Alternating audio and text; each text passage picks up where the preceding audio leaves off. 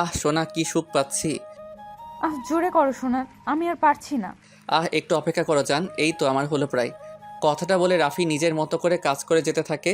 আর নিচে থেকে নিতু চোখ বন্ধ করে রাফিকে জড়িয়ে ধরে থাকে। রাত 2টা। রাফি নিজের শরীর নিতুর উপর এলিয়ে দিয়ে চুপচাপ শুয়ে হাঁপাতে থাকে। আর নিতু রাফির খোলা পিঠে হাত বুলিয়ে দিতে দিতে বলতে থাকে। উফ রাফি, তুমি কিন্তু একটা আস্ত পশু। রাফি মিটি হেসে বলে, এটা তো কেবল শুরু জানো, আগে আগে দেখতে থাকো হোতা হে ক্যা। কথাটা বলে রাফি টুপ করে নিতুর ঠোঁটজোড়া নিজের দখলে নিয়ে নেয় আর কিস করতে থাকে। নিতুও রেসপন্স করতে থাকে। এমন সময় দরজায় কেউ করে, কে? কে আবার? তোর বুড়ি বউ। হা হা হা। কি হয়েছে বুড়ি, এত রাতে দরজায় নক করছো কেন? তোমার সতীনকে একটু ভালো মতো আদর করতে দিবে না নাকি? না করতে দিমু কেন? আমার হিংসা হয় না বুঝি? রাফি ওর দাদির কথা শুনে খিলখিল করে হাসতে থাকে। নিতুর দিকে তাকায়, নিতুর মুখ চেপে ধরে হাসছে। রাফি নিতুকে আরও হাসতে, নিতুর খোলা পেটে কাতো কুতু দিতে থাকে। আর নিতু ফটফট করতে থাকে। কোনো রকমে হাসি থামিয়ে রাফিকে ধাক্কা মেরে ওর ওপর থেকে ফেলে উঠে বসে। তারপর নিতু রাগী চোখে রাফির দিকে তাকিয়ে থাকে কিছুক্ষণ। তারপর চলে যায় বাথরুমে। রাফি অপলকভাবে চেয়ে থাকে নিতুর যাওয়ার দিকে। কিরে নাতি, ঘুমিয়ে গেলি নাকি? না দাদি, বলো এত রাতে কি বলতে এসেছো? রাত তো 2টো বেজে গেছে রে ভাই। তাহাজ্জুদের 2 রাকাত নামাজটা তোরা পড়ে নে। হ্যাঁ দাদি, পড়ছি। তা তোমার ঘুম পাইনি এখনো? না, তোদের জাগিয়ে দিতেই আমি এখনো ঘুমাইনি। কেন, তুমি তাহাজ্জুদের নামাজ পড়বে না? পড়তাম তোর দাদুর সাথে, কিন্তু তিনি তো নেই। মাঝে মাঝে জাগতে পারি না, তাই আর পড়া হয় না। থাক, তোদের ডিস্টার্ব করলাম, যাই আমি। রাফি আর কিছু বলে না, চুপ হয়ে যায়। ও কী বা বলবে।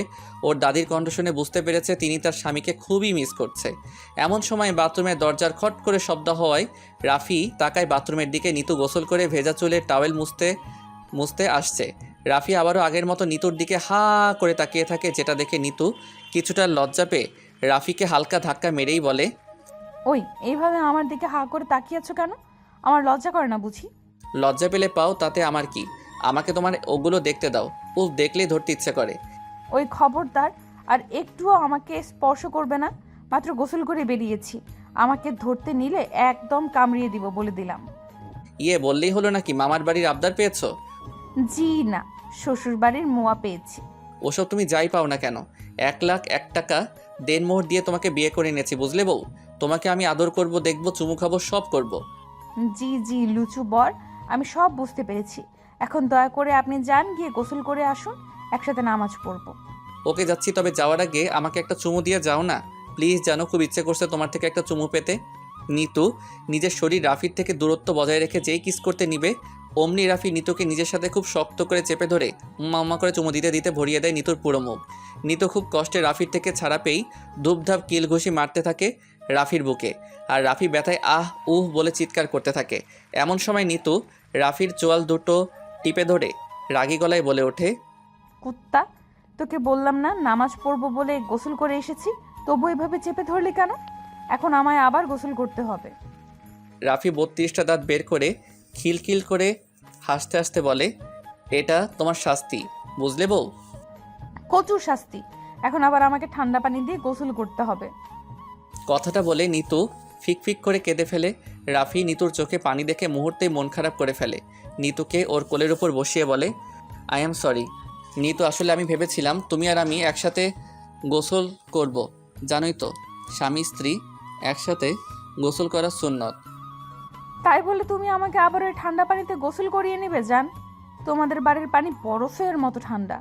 হবেই তো, আমাদের পানির দুটো লাইন, একটা ঠান্ডা আর একটা গরম। তুমি ঠান্ডা পানির ট্যাপ চালু করেছিলে দেখে ঠান্ডা পানিতে গোসল করেছো।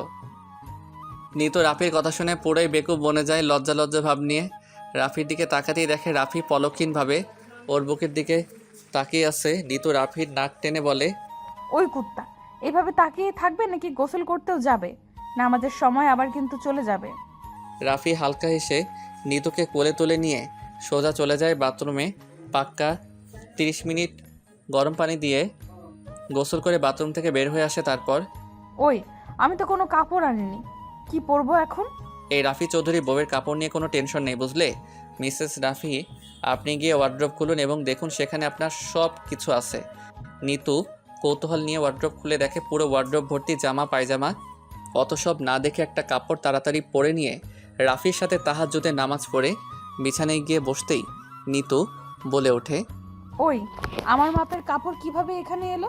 তুমি দর্জি নাকি যে চোখ দেখে আমার সাইজ আন্দাজ করে নিয়েছিলে? পাগলি, তুমি ভুলে গেছো তোমার বাসায় হলুদের দিন আমার চাচাতো বোন গিয়েছিল। হ্যাঁ তো? তো আর কি, ওকেই বলেছিলাম আসার সময় তোমার সব কিছু জেনে নিয়ে আসতে। তার মানে আমার জেনে এসে তোমায় বলেছিল? কথাটা বলে নিতু কিছুটা লজ্জা পেয়ে যায়। রাফি সেই আগের মতো লাল টুকটুকে হয়ে যাওয়া নিতুর গালগুলো আলতো করে টেনে বলে, তো না জানলে আজ সব কিছু পেতে নাকি শুনি।